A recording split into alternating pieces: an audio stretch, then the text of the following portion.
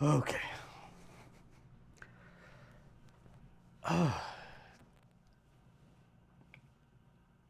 So, I wanted to do this video as much just off the cuff as possible. And if I post this on my, eating my tongue already, if I post this on my YouTube channel, I'm probably going to disable the comments, not for fear of comments, but just so I can keep the discourse intentional, I guess. I don't even want to know if I want to engage in discourse so much as just talk. The whole theme of it is talking, right? And of course, it's going to be about and around. It's going to be around the Charlie Kirk thing, but not about the Charlie Kirk thing. And what kind of spurred all this on is I made a post on my own personal Facebook a couple days ago talking about even if I disagree with people, that it should be, even if I vehemently disagree with them, they should be understood that I still care for them and I still wish the best for them in their life. And there's the people that knew I was talking to them that responded positively. They responded appropriately with that. And then today happened. And what had me go right to my Facebook again was to say, and this is before he had actually passed, it was just that it had happened. And I went to my Facebook to post about still, I'm going to butcher this. It was in regard to what I posted the day before, that I can still vehemently disagree with somebody and I don't wish ill on them. And to be very clear, I absolutely abhorred the things that he said. I very much did. And I disliked his debate tactics completely. I wouldn't even call them debates, to be fair. And I had no desire for him to be shot, for him to have any kind of physical violence whatsoever to him. Nor do I wish anything ill upon his family because of the horrid things he says. And I'm allowed to call it horrid because I can feel that way about a person's words and still not wish physical ill upon them, or even emotional ill, or any kind of ill. That's wasted energy to me to put that much into them. And I realize that that can sound like a statement of privilege, right? I get that too. And so what got this whole discussion going for me, this need to talk about this today, was somebody that I had unfriended about 6 to 9 months ago. Now, they were a social friend of mine. We weren't super close, but generally he was the way he was. And he was funny, he was charming, he was frustrating, he was all the things that people are. And an imperfect person. And it's actually interesting to, when I think back about what ended our connection on there. There was a disagreement we had gotten into about a article that he had posted on his Facebook page about COVID, and where he quoted the researcher in there about what he believed the researcher was saying because of what the headline had said. And I read what the researchers themselves said in the interview, and then I went back to the researcher's own research that was cited in there. And in both places, the actual words of the researcher, both in the article and in the paper cited, did not state what the headline had said, nor did it support the conclusion for him. And so I tried to bring it to his attention. Like, hey, this is actually not what it said. And it went off the rails from there. And we took that into rather than just keeping it on there, as I took it to the DMs. Let's talk about it there. And still not insulting him. And it was getting to this really toxic and unhealthy level. So people who know me, like actually know me, not through the woodwork stuff, but know me and engage with me on a personal level. I have many people that I vehemently disagree with that I still can say that I love and care for. across all kinds of aisles, right? Even there are people that would be on, someone would say, on my side, that I also think have personally abhorrent beliefs or positions they hold. And I can still see them as a person and not just the amalgamation of the beliefs that I disagree with. And I'd been trying for the longest time with him. And that conversation tested it, because with those other people, they're people that I've been able to engage in with respectful discourse where we still don't come to an agreement on even the basics of fact, and still walk away from that without going, hey, the other person insulted, one person insulted the other personally, or attacked their character, or attacked their family, or anything of that nature. That none of that happened. And yet, the conversation that I was having went off the rails. And I had to put the brakes on it. And I looked at it like, this is not healthy at all for me or for them. And I also had to call attention to how I'm adding to this. And what's rare for me is I don't unfriend people very often. Even if I disagree, I don't even mute them. Eventually the algorithm just kind of filters them out if I just don't engage with their stuff. But I don't unfriend unless it reaches a point where I find it's necessary. And with this one, it reached that point, and so I did. And it was telling in that as we were ending our discourse, when I genuinely gave him a, look, I wish you well. I wish well on your family. The pictures you posted with your grandchild, you look happy, and I'm glad that you have this moment, and I wish the best for you. Take care in your life, right? I gave what I thought was a closing. And then I'd seen through but then I had unfriended him, because that was me saying goodbye. I see in my notifications, hey, we just got both worked up. Let's have bygones be good bygones, going this. I didn't actually open the message, but I saw that in there. But then it saw that he, I guess, noticed that I had unfriended him. He's like, wait, did you unfriend me? You know what? Fuck you. You're always, and I didn't say any more because it was just him exploding at me. And I knew I made the right call. Because that was, if I'd had read it and dove into it, that's what I would be feeding into. And I say that to bring me to what really hit me today. It was after I made that first post about today, about, even though I vehemently disagree with everything that Charlie Kirk stated publicly, that I still don't wish any ill on him. And I posted that. Within 30 seconds of me posting that, now keep in mind, this person can't see my content. They sent me a DM. It just lit up at the top of the screen, and it said something to the effect of, and I don't have it in front of me, so I'm going to paraphrase it. I bet you're happy now, Woody, aren't you? Isn't this what you wanted? Isn't this what you're all about? Again, I'm paraphrasing, but that's kind of the essential. Right?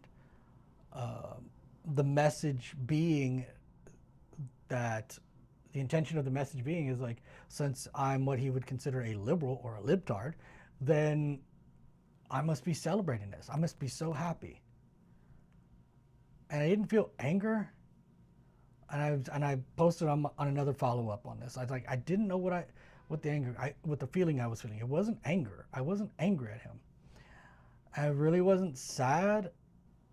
I think what it hit me with was what I've been struggling with a lot, with just the way the tension is in communication with everybody. And by the way, this is probably going to be a long video, so it may actually play into my theme, I'm going to say.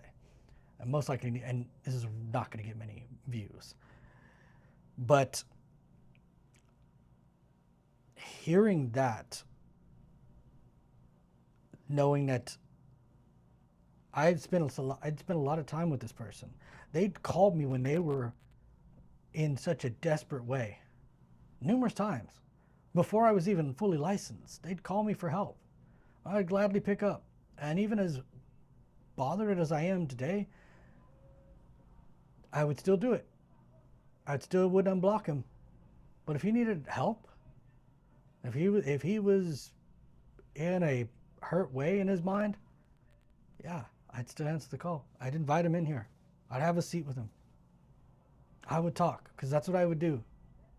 That's what I do. It's why I do the business. I don't filter people out in here because of their political beliefs. Like, oh, you wear a red hat? No.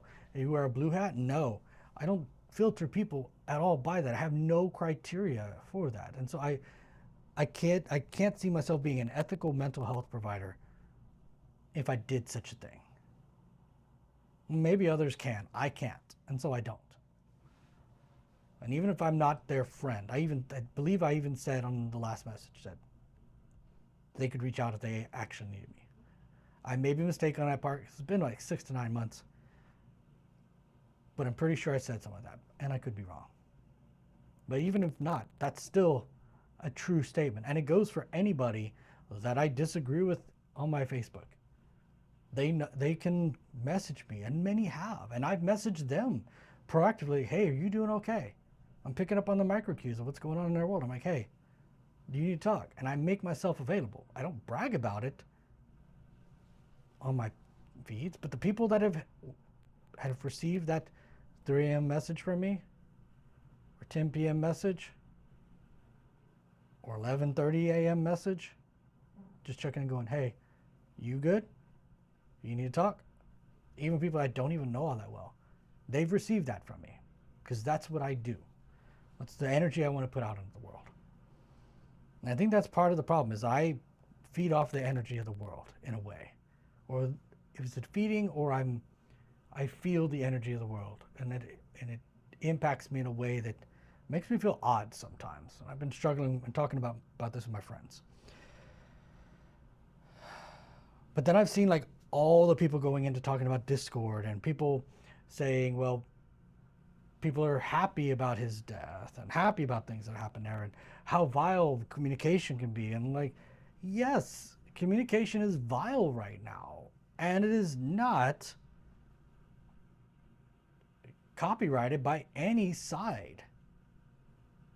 Right? The people that are calling out the celebration from the quote-unquote left for this event, in my mind, I was like, do they not remember the Orlando gay nightclub shooting and the comments from the right that came in flooding in there? And I didn't see the vitriol from the right against that kind of language. Well, they may have said it to themselves, but they didn't make it public. They didn't make public displays of pushing back or that's sick or fight against it. It was quiet. And it seems like when we get into our divided sides, we become quiet with the way our side acts towards it. It can be heartless. Now, I mentioned Charlie Kirk in debate and my critique of that. And it goes towards what I feel is like the issue with the discourse is we do not know how to talk to one another. We don't. We think just because we speak a common tongue, that we know how to talk to each other, but we don't. And it is evident. And also that we have no desire to learn. And that's where I think the feeling I have is it's somewhat close to hopelessness, but it's not. Because if I was truly felt hopeless, I would stop doing what I'm doing. And I don't want to stop doing what I'm doing. But it is something akin to that. And as much as I work on emotional intelligence and have shit like this all over the place, I don't have the right word to describe what I'm feeling today with everybody. But we don't know how to talk to one another. You know, in my therapy practice, I specialize in sex therapy and couples therapy and non-monogamy relationships and open relationships, polycules, triads, quads, whatever that ends up being, right? Relationship therapy, whether it's relationship with themselves or relationship with other people. And one of the skills I try to teach people is how to have effective communication and also what active listening looks like. And I bring something from the debate world into this because I do love good structured debates. I cut my teeth as a young kind of angsty atheist back in the day, which labels, whatever. But I loved watching great debates, not where people just got the one up gotcha, but when there was actually a decent structured debate. And one of the things that when we talk about what modern day debates look like, we're not having debates. We're having clickbait moments. Who can say the zaniest, catchiest, gotcha thing before the other person? Who can get the one that's going to be the snapshot moment from the event?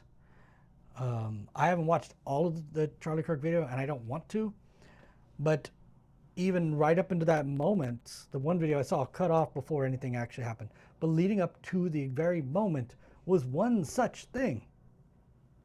One such example of that. When somebody asked a question, it was like, what's the zinger I can throw onto it? And that's indicative of what the problem with the discourse is.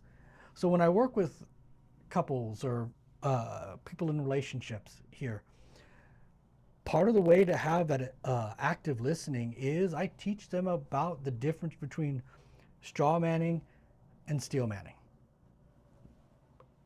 and what those two things are. And people are perplexed. So it does take a little bit of groundworking, right? And so for those who don't know it, and I'm going to probably butcher the explanation of it because I'm still kind of activated and I haven't eaten yet. My dinner's over there.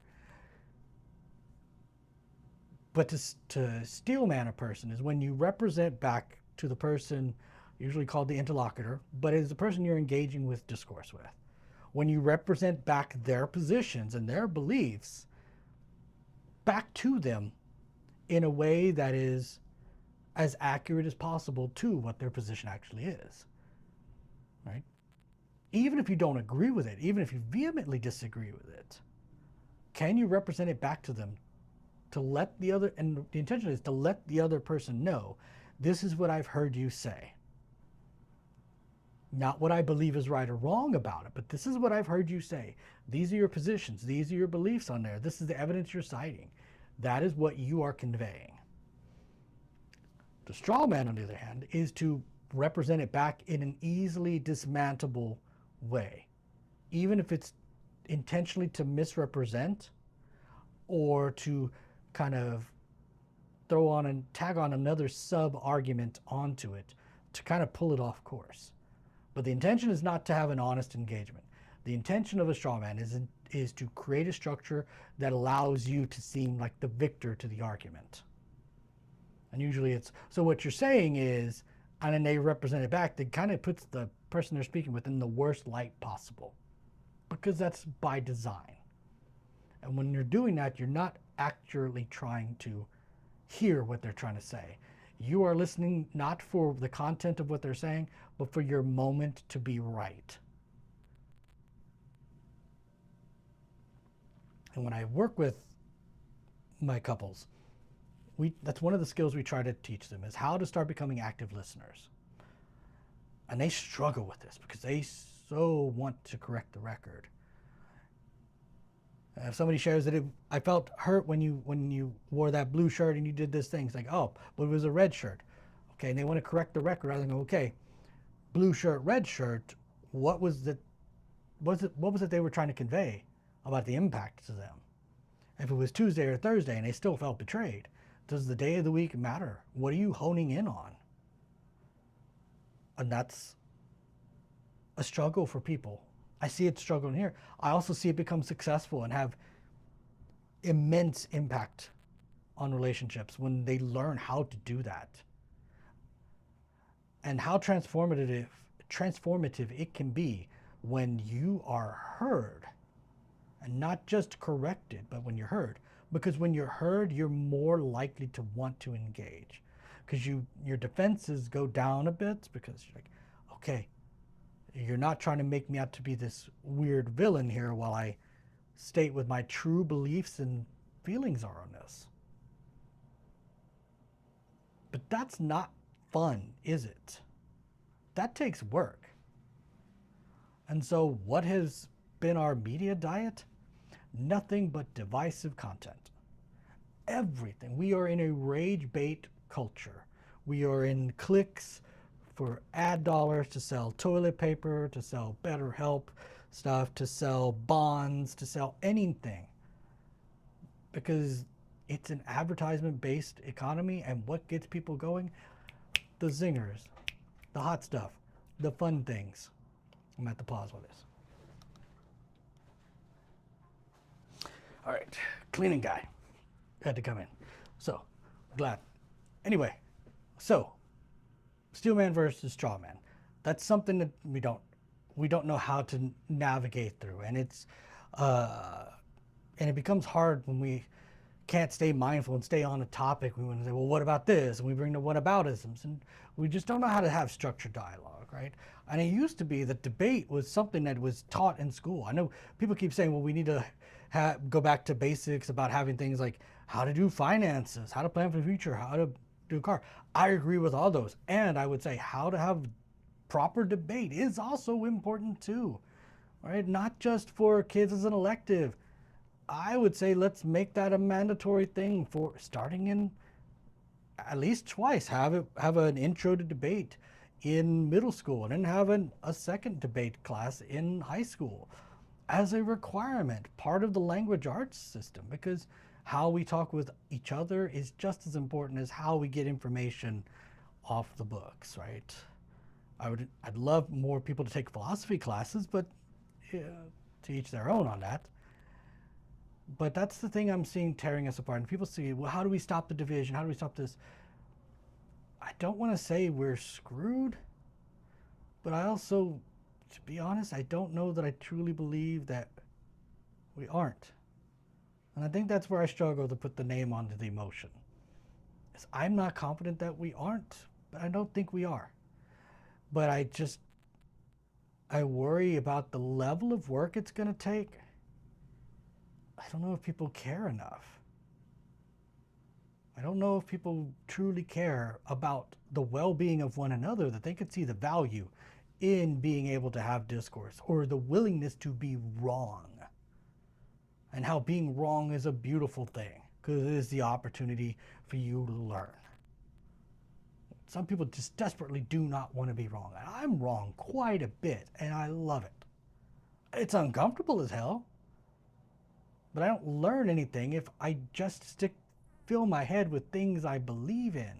Many of the books that I have on these shelves, they teach me new things that I thought were BS or didn't know anything about, or challenge my beliefs. I buy books from people I disagree with because I want to hear what they have to say, so I even know what they're talking about and why I disagree with it. If I see an article, I want to go to the source material. I don't want to have an AI author tell me what this article said, or some biased person who just wants to create a narrative for their view. Show me where the facts are. Let me learn how to interpret that. And that's not a skill that is taught. I had to seek out how to do that, and I was not great at it for the longest time, and I know I'm still not the greatest. But the thing is, I want to try. I want to know more, and I want to understand more. And I want to have those dialogues with people. I want to have those interactions with people. And what makes me feel stuck sometimes is that it's not a skill that others either actively possess or have a desire to engage in, because for whatever myriad of reasons. And so when people say we need to stop the division, we need to figure out how to become one and come together as a country, there's no incentive in that. Go back to what I was talking about earlier about the profit motive. There's no incentive for us to do that. Maybe incentive where we could see between each other, but from a larger structure, there's no incentive for that. Whether it's Meta, including Facebook and Instagram, or it's Twitter, because whatever, X, or even Blue Sky, Reddit, wherever your social juices get squeezed, it's not incentivized to give you information in a good way. It is incentivized to get you triggered enough to click. YouTube. One of the reasons people struggle with YouTube is, and especially me, is I don't want to fill my clips with clickbaity topics. Like, I've tried these auto editors that will help like put some of my longer form content into little bits, and the AI that's in part of the clip maker is always wanting to make these little titles. And so if you go back and look at my YouTube shorts, some of them have some ridiculous titles, and I'm just like, Is this really the game to get seen? And if you look at any media publicist, they kind of say, yes, that is the game. Unfortunately, it is the algorithm, and it's the way, it's the catchy thing. It is the bow, the sparkles, the sprinkles. It's whatever's going to get you and me to click. And it's usually not because it's something that brings us joy. We find ourselves gravitating towards things that anger us, and the algorithm knows to feed that to us. You will intentionally get rage baiting things because that'll make you click. So what do we do about it? I don't have a great answer. And I know that's what drives this feeling is, I don't know that anybody has one. So how do I stop from feeling hopeless or stop from feeling a sense of despair when that is not what I don't feel that's accurate? But what else would I call it? What would you call it? I'm just talking to the camera here just because I needed to get this out. And I do want better for all of us. I don't know what better is. I don't want better by my standards. Just this is not working. Something else. Violence is going to continue. When we talk about we want the things to stop, yes, we want them to stop, but we're not really willing to do the things to make it stop. It just sounds nice to say. I'm sorry if that sounds confrontational, but it's the truth. Because when chips are down and it's requiring us to give up something or change something we become comfortable with, we aren't the problem, right? Somebody else needs to change. No, we've got the right position. We're the sane ones. We're the moral ones. We're the ethical ones. They, whoever they are, those people, the others, they need to change. And that's the BS that's going to keep us here. We'll keep othering people, theying them, and everything like that. This won't be the last. It definitely wasn't the first. It's not going to be an isolated thing. We will see more. Because this is the world we choose to give our attention to. This is the one we're building.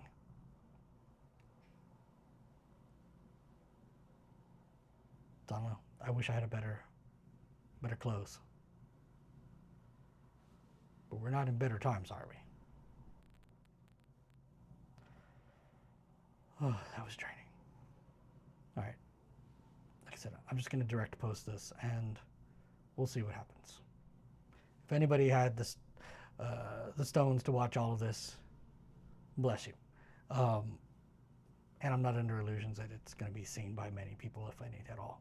But for those who watch, thank you. Again, the comments are going to be turned off, but thank you for taking the time to watch.